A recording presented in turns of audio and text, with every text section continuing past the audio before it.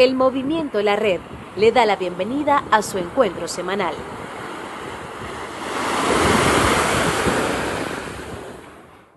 Viernes Santo, viernes de la Semana Mayor. El movimiento La Red, una comunidad de fe que se reúne a través de las redes sociales, le da la bienvenida a este encuentro de adoración y predicación para el Viernes Santo de la Semana Santa del 2021. Es para nosotros un placer el traerle una meditación sobre la palabra de Dios. Así que le pedimos que usted prepare su mente y su corazón para adorar al Señor. Para indicar que ha adorado con nosotros, por favor, indíquelo dándole like, me gusta a este video. Y por favor, compártalo con otras personas, sobre todo con aquellas que necesitan una palabra de aliento. Para más información, nos consigue en todas las direcciones que ve en la pantalla. Adoremos a Dios. Santo, santo, santo Señor, Dios omnipotente. Gracias te damos porque en un día tan solemne podemos venir delante de ti para adorarte, para bendecirte y para meditar en tu palabra. Que tu palabra corra y sea prosperada, es lo que pedimos. En el nombre de Jesús. Amén.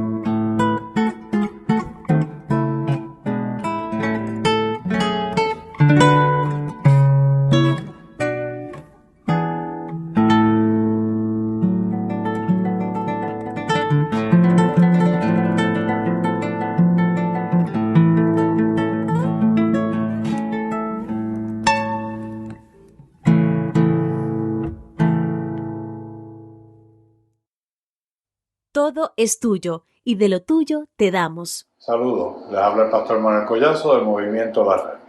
Ha llegado un momento para mayordomía. Hoy estamos en un formato un poco diferente. Estamos en la sala de mi casa y deseaba compartir con ustedes una palabra de Dios que se encuentra en el primer libro de Crónicas, casi al final, el capítulo 29, versos del 10 en adelante, y lee la palabra de Dios de la siguiente manera: en el nombre del Padre, del Hijo y del Espíritu Santo.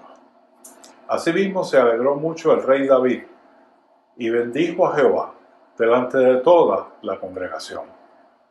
Y dijo David: bendito seas tú, oh Jehová, Dios de Israel, nuestro Padre, desde el siglo y hasta el siglo.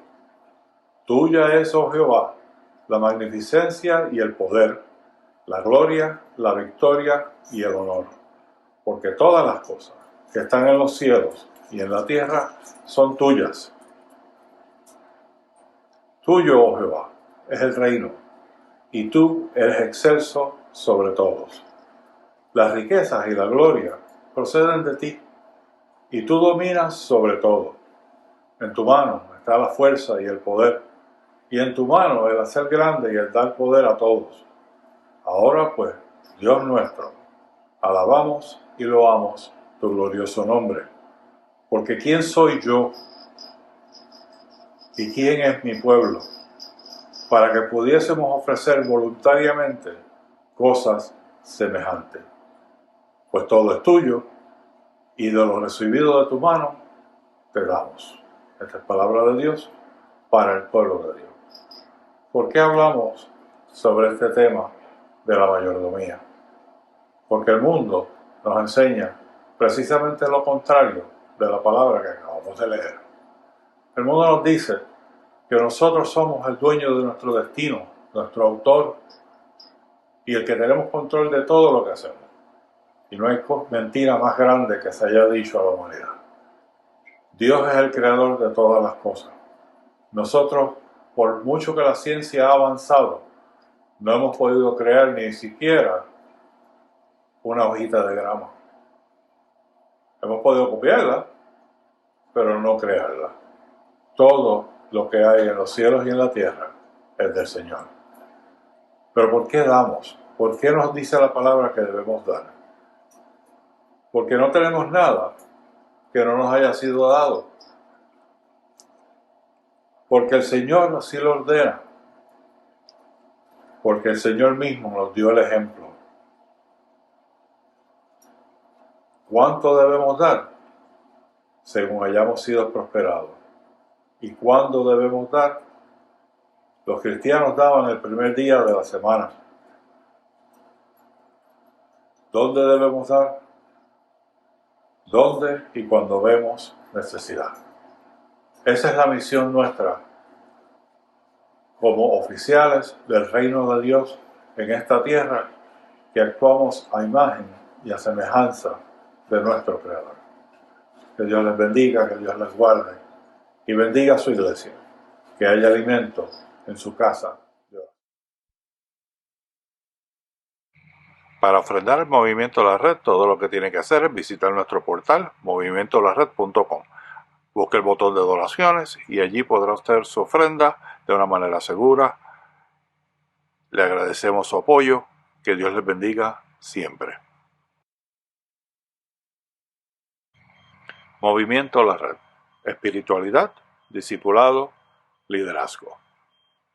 Señor Jesús, tú eres nuestro pastor y nada nos falta.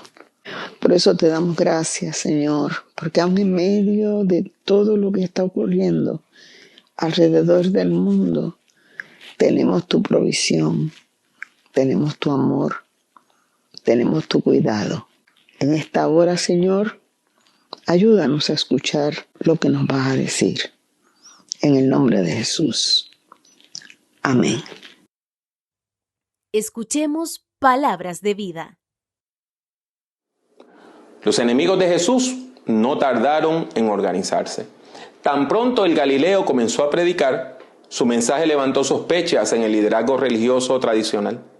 Tan pronto el Galileo comenzó a hacer milagros, Sus acciones le ganaron el desprecio de los fariseos, de los escribas, de los saduceos. Y tan pronto el Galileo comenzó a ganarse las simpatías del pueblo, su carisma lo convirtió en enemigo del orden establecido. Y por todas estas razones, los enemigos de Jesús determinaron que él era demasiado peligroso y que debía morir. Los líderes religiosos tradicionales temían que el pueblo declarara a Jesús como su Mesías, lo que seguramente sería entendido por el Imperio Romano como una declaración de independencia. Y esa hubiera sido la excusa perfecta para que el ejército romano ocupara Judea, Samaria, Galilea, devastando pueblos pequeños y aún destruyendo la ciudad de Jerusalén. Y sus temores eran bien fundados, porque precisamente eso fue lo que ocurrió unas cuantas décadas después. En el año 66 de la era cristiana, los romanos invadieron la región, destruyendo el templo de Jerusalén que había sido remodelado por Herodes el Grande. Y en el año 135 volvieron a invadir la región para aplastar una rebelión dirigida por un hombre llamado Simón Bar Cosibá, conocido como Bar Kokhba, que quiere decir el hijo de la estrella. Y como resultado de esa revuelta, Jerusalén no solamente fue destruida, sino que todas las personas judías fueron expulsadas de la ciudad. Y los romanos hasta le cambiaron el nombre y dejó de llamarse Jerusalén, la ciudad santa, y comenzó a llamarse Aelia Capitolina, o sea, la capital del sol. Según el Evangelio según San Juan, el incidente que puso al relieve cuán peligroso era Jesús fue la resurrección de Lázaro. De acuerdo a los versículos 45 al 48 del capítulo 11, los líderes del judaísmo tradicional reaccionaron con temor y con espanto al milagro que hizo Jesús. Dice la Biblia, muchos de los judíos que habían venido para acompañar a María y que vieron lo que hizo Jesús, creyeron en él. Pero algunos de ellos fueron a los fariseos y les contaron lo que Jesús había hecho. Entonces los principales sacerdotes y los fariseos reunieron al concilio y dijeron, ¿qué haremos? Este hombre está haciendo muchas señales. Si lo dejamos así, todos creerán en él. Entonces vendrán los romanos y destruirán nuestro lugar santo y nuestra nación. Estos dignatarios, que eran personas que aparentaban tener piedad, seguramente se sorprendieron al escuchar las palabras de Caifás, el sumo sacerdote, quien con sangre fría propuso una estrategia macabra para solucionar el problema que presentaba el ministerio de Jesús. Propuso asesinar al maestro Galileo. Dice la Biblia, uno de ellos, Caifás, que ese año era sumo sacerdote, les dijo, ustedes no saben nada, ni se dan cuenta que nos conviene que un hombre muera por el pueblo y no que toda la nación perezca. Sí, escucharon bien. Caifás, como se hubiera leído El Príncipe de Maquiavelo, afirma que el fin justifica los medios. Y que si el fin era apaciguar a los romanos, pues lo más sencillo era darle sangre. Lo más eficiente era que muriera uno. Para el príncipe sacerdotal, la matemática era muy simple. Es mejor que muera uno a que muera mucha gente. El cinismo de Caifás era evidente. Y déjeme decirle, cuando un líder religioso argumenta a favor de hacer un complot para asesinar a alguien, la falsedad de sus convicciones religiosas es evidente. Sin embargo, Juan no recalca ese punto, sino que lo ve de otra manera. Para Juan el evangelista, el sacerdote impío profetizó la muerte de Jesús. Eso es lo que nos dicen los versículos 51 al 53 del capítulo 11. Pero esto no lo dijo por cuenta propia, sino que, como aquel año era el sumo sacerdote, profetizó que Jesús moriría por la nación. Y no solamente por la nación, sino también para congregar en un solo pueblo a los hijos de Dios que estaban dispersos. Así que desde aquel día acordaron matarlo. Ahora bien, dos razones les impedían matar a Jesús. Primero, era que los judíos en aquel momento no podían sentenciar a nadie a la pena de muerte. Judea era un país ocupado militarmente y solamente el ejército invasor, el ejército extranjero, podía ejecutar a alguien.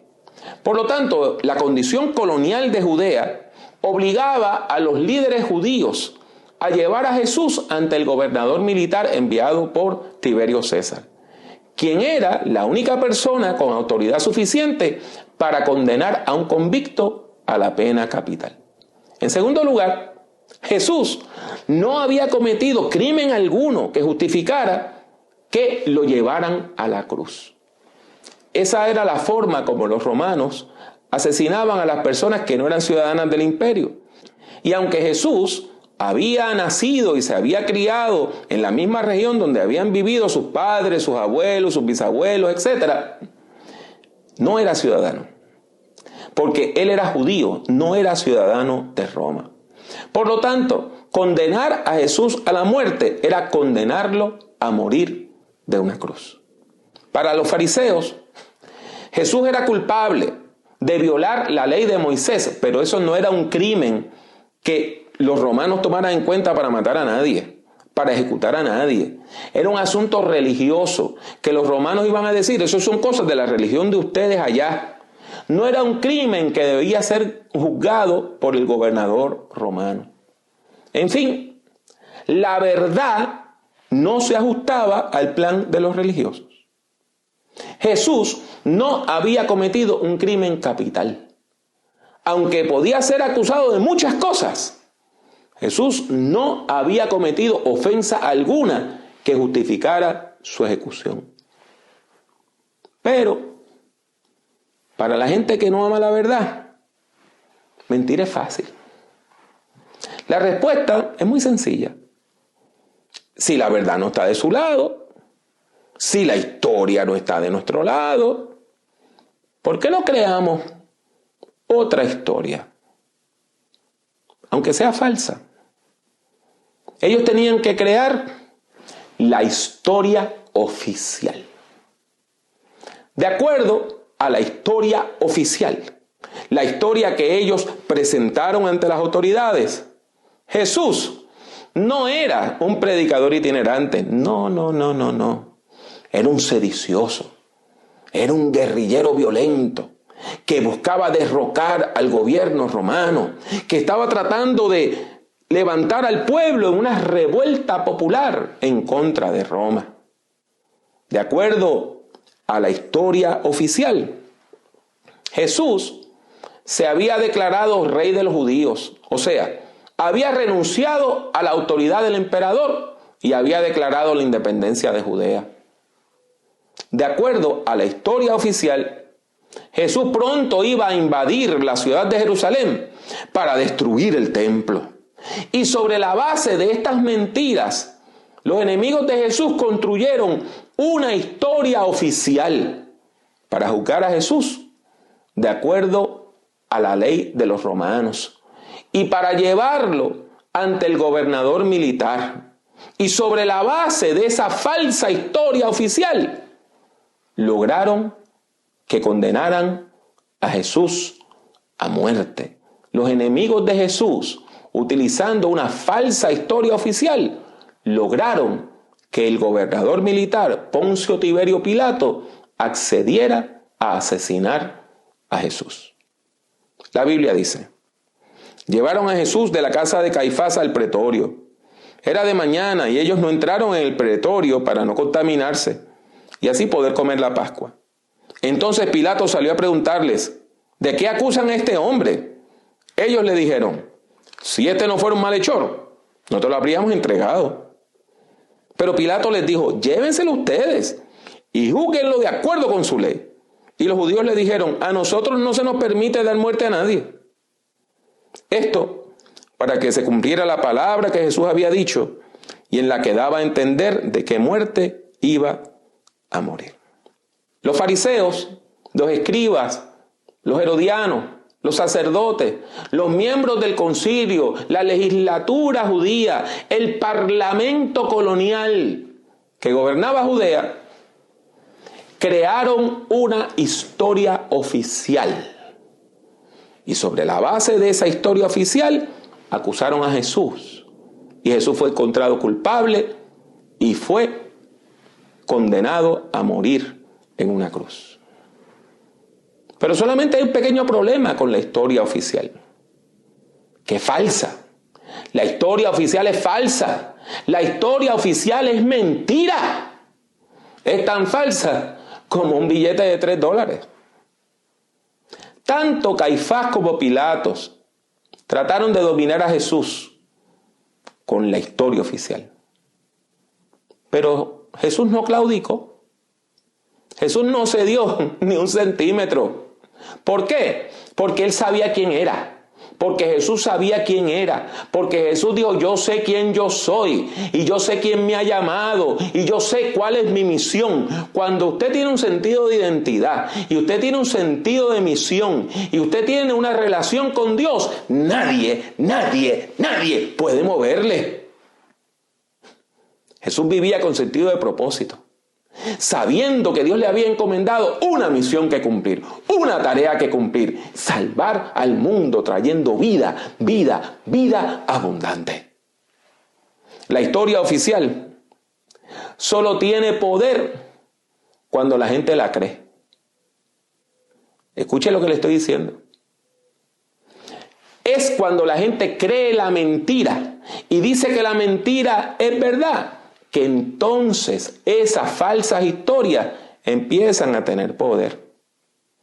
Nuestros enemigos, motivados por las fuerzas del mal, del pecado y de la muerte, también han hilvanado historias oficiales falsas en contra suya y en contra mía.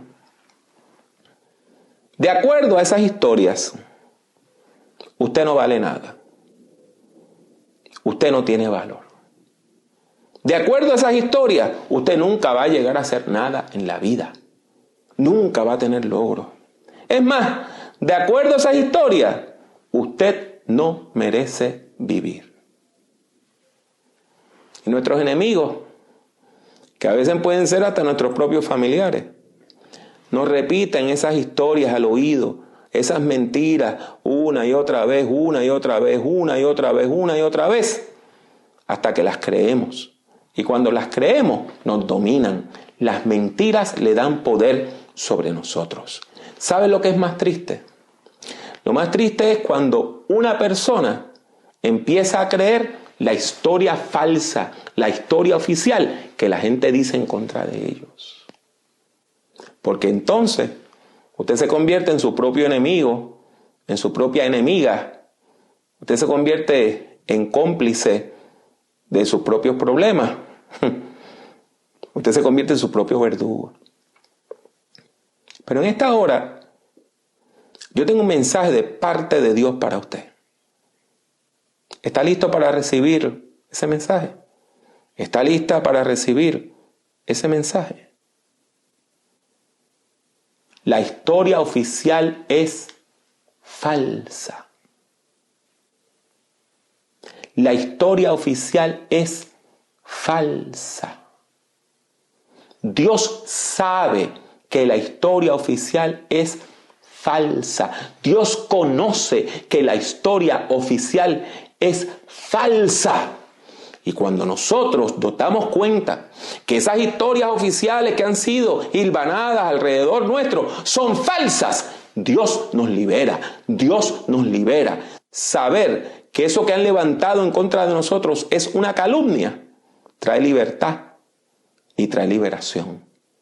El mensaje central que yo quiero traerles en esta hora es que Dios desea liberarnos de las mentiras con las cuales han tratado de dominarle a usted, con las cuales han tratado de dominarme a mí. Dios desea liberarnos de las mentiras que tratan de dominar al ser humano. Con toda seguridad, usted puede identificarse con Jesús, porque usted también ha sido víctima de personas, grupos o instituciones que han creado una historia oficial en contra de usted. Han creado una narrativa falsa para dominarlo, dominarla, para mantenerle en la pobreza, para mantenerle débil, para mantenerle indefenso, indefensa, vulnerable, manipulable. Pero Dios conoce todas las cosas. Escudriña las mentes y los corazones. Y no hay un rincón del alma que no sea alumbrado por la luz del Evangelio. La buena noticia que yo tengo para usted hoy es que Jesús es la verdad. Juan 14:6, capítulo 14, versículo 6 del Evangelio según San Juan, dice que Jesús dijo: yo soy el camino, la verdad y la vida. Para nosotros, como personas de fe, la verdad no es algo que se escribe o se lee. La verdad es alguien. La verdad es Jesús. Jesús es la verdad hecha ser humano. Jesús es la verdad encarnada en el Dios hombre. Y como Jesús conoce la verdad, Jesús hoy está a su lado para denunciar la falsedad de la historia oficial, para perdonar su pecado, echando el pasado al fondo de la mar, y para darle una vida nueva, transformada por el poder de Dios que se manifiesta por medio del Espíritu Santo. La buena noticia que yo tengo para usted en esta hora es que Dios desea darle una vida nueva, un futuro nuevo, una nueva historia en el nombre de Jesús. Amén.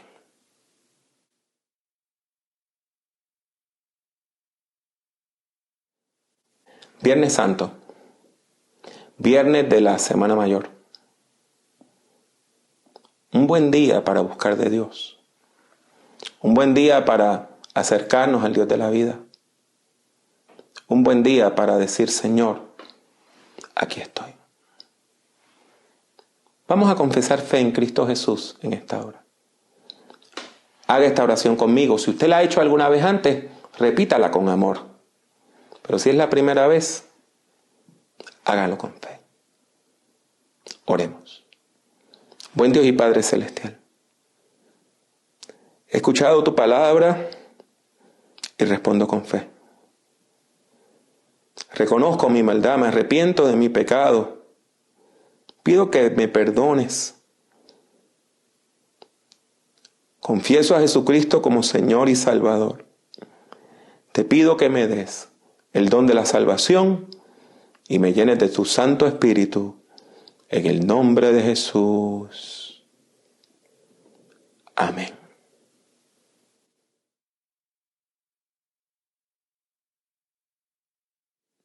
Si usted hizo esta oración con nosotros, le rogamos que se ponga en contacto. Puede escribir a info@movimientolared.com o puedes enviarnos un mensaje privado por Instagram o por Facebook. Queremos orar por usted. Le recordamos que el Movimiento La Red, como iglesia digital, como una iglesia en línea, una iglesia online, tenemos un programa completo. Puede adorar con nosotros todos los fines de semana, el domingo a partir de las 9 de la mañana. Los martes a las 7:30 tenemos un encuentro educativo y los jueves tenemos un encuentro de oración. Esperamos que nos acompañe y que visite nuestros lugares en el internet, suscríbase a nuestra página, suscríbase a nuestras redes sociales y vamos juntos a vivir la fe de Jesucristo. Que el Señor les bendiga mucho y que el Señor les bendiga siempre.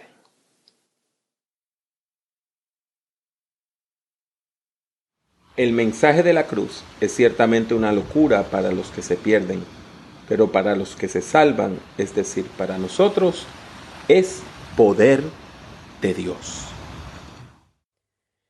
Únase al Movimiento La Red visitando nuestra página web www.movimientolared.com. Busque el Movimiento La Red en Facebook y suscríbase a nuestra página oprimiendo el botón de like, me gusta. El Movimiento La Red es una comunidad de fe que se reúne a través de las redes sociales. La participación es libre y voluntaria.